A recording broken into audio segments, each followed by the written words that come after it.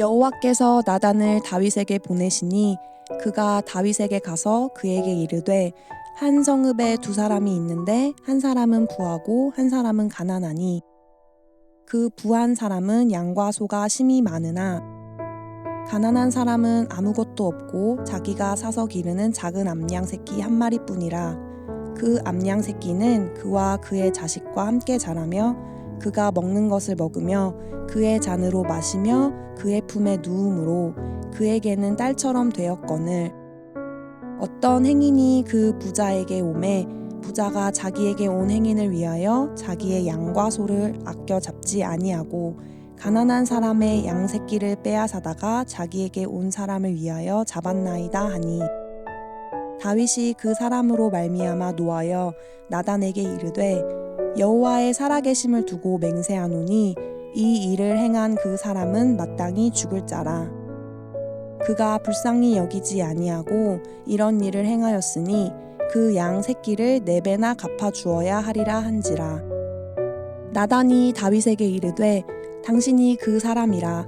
이스라엘의 하나님 여호와께서 이와 같이 이르시기를 내가 너를 이스라엘 왕으로 기름 붓기 위하여 너를 사울의 손에서 구원하고 내 주인의 집을 내게 주고 내 주인의 아내들을 내 품에 두고 이스라엘과 유다 족속을 내게 맡겼느니라. 만일 그것이 부족하였을 것 같으면 내가 내게 이것저것을 더 주었으리라.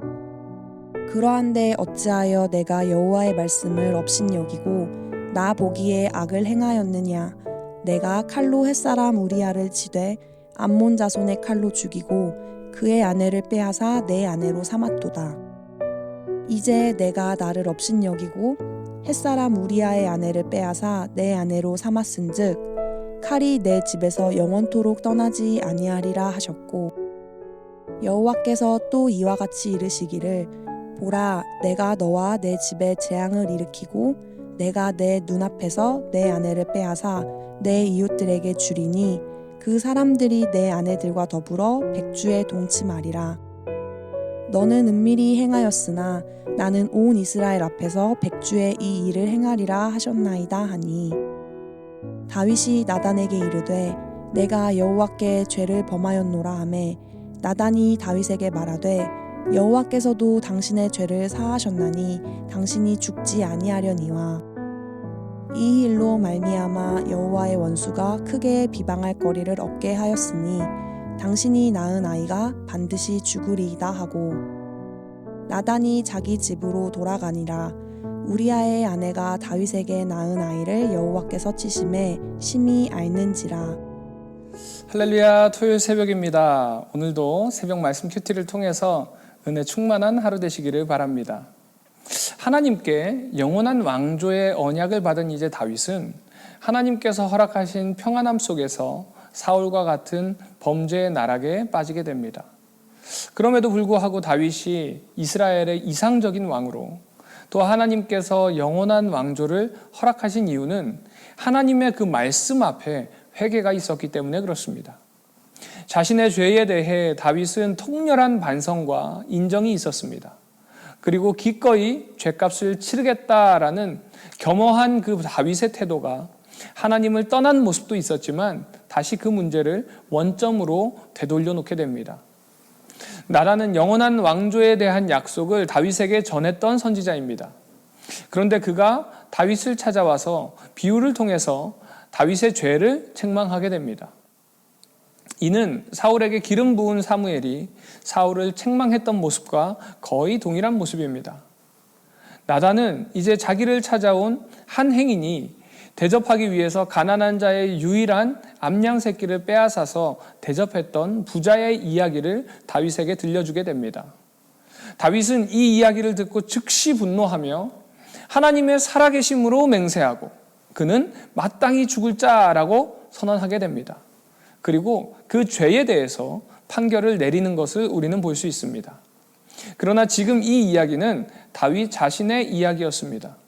그리고 다윗의 판결처럼 양새끼를 4배로 갚아야 한다고 판결하지만 자신의 범죄는 갚아서 해결되지 않는 문제였습니다. 다윗은 나단의 이야기한 이 부자보다 훨씬 더 악랄한 죄를 저질렀습니다. 그러나 다윗 스스로는 그런 죄를 저질렀다는 것조차 인지하지 못하고 있었던 겁니다. 혹시 내로남불이라는 사자성어 같은 말을 아시나요? 이 뜻은 내가 하면 로맨스고 남이 하면 불륜이라는 뜻입니다. 이처럼 사람은 보통 자기에게 한없이 관대하고요, 남에게는 잔인할 정도로 엄격합니다. 나단은 이런 다윗의 범죄에 대해서 하나님의 심판을 이야기합니다. 레위기 24장 20절 말씀을 보면은 상처에는 상처로, 눈에는 눈으로, 이에는 이로 갚을지라 라고 말씀하고 있습니다. 이 말씀처럼 다윗이 이제 우리아를 칼로 죽였으니 그 집안에 칼이 떠나지 않을 것이고, 우리아의 아내를 빼앗았으니 그 아내도 빼앗겨서 그 이웃과 동침하는 일이 벌어질 것이다 라고 나단이 선언하게 됩니다. 실제로 이 일이 다윗에게 일어나게 되죠. 그 시간을 통해서 다윗은 자기 죄로 인해 고통스러운 일을 겪어야 했고, 그 모든 고통이 자기의 죄 때문임을 인정하는 시간을 보내야만 했습니다. 하지만 다윗과 사울의 다른 점은 바로 이런 심판의 말씀 앞에서 핑계하지 않았다는 겁니다. 다윗은 자기의 죄를 인정하고 자복한 이후에 나단은 하나님이 그의 죄를 사하였고 그를 죽이지 않을 것이다 라고 선언하게 됩니다. 하지만 그렇다고 해서 죄의 결과가 말씀처럼 그냥 사라지는 것이 아닙니다. 나단은 이 일로 인해서 하나님의 원수가 크게 비방할 거리를 얻었다라고 말합니다. 그 의미는 불명확하지만 죽음의 세력이 강화되었다라는 의미로 보여집니다.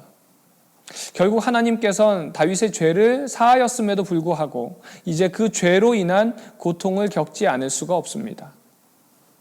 이것이 바로 죄의 속성입니다. 죄는 자꾸 커지고 그로 인한 고통도 그에 따라 커지게 된다는 것입니다. 다윗은 회개한 이후에 이제 회복의 여정을 시작하게 됩니다. 하지만 그 여정은요, 너무나도 고통스럽고 험난한 것이었습니다. 이처럼 우리 역시도 회개하면 십자가의 대속의 은혜로 죄를 용서받지만 죄로 인한 고통은 피할 수가 없는 것입니다. 이는 이 고통을 통해서 혹 우리가 누군가에게 아픔을 주었다면 그 아픔을 느낌으로 죄의 악함과 그 죄로 인한 고통을 우리가 겪게 함으로 인해서 죄에 대한 경각심을 느끼게 하기 위함도 있습니다. 그러기에 우리는 무엇보다 죄를 멀리해야 합니다. 혹 죄가 있다면 그 죄가 더 커지기 전에 빨리 회개해야 할 것입니다. 사랑하는 우리 남서울비전교회 성도님들, 우리는 주님의 십자가의 은혜로 죄로부터 자유함을 얻었습니다. 하지만 우리가 자유만을 바라보다 보면요, 얼마나 큰 은혜를 우리가 입었는지 잊게 됩니다. 오늘 이 새벽에 오늘 말씀을 생각하면서 다시 한번 우리의 죄성을 돌아보고 또 우리가 얼마나 큰 용서의 은혜를 입었는지 돌아보면서 주님 앞에 한 걸음 더 나아가는 시간이 되기를 소망합니다.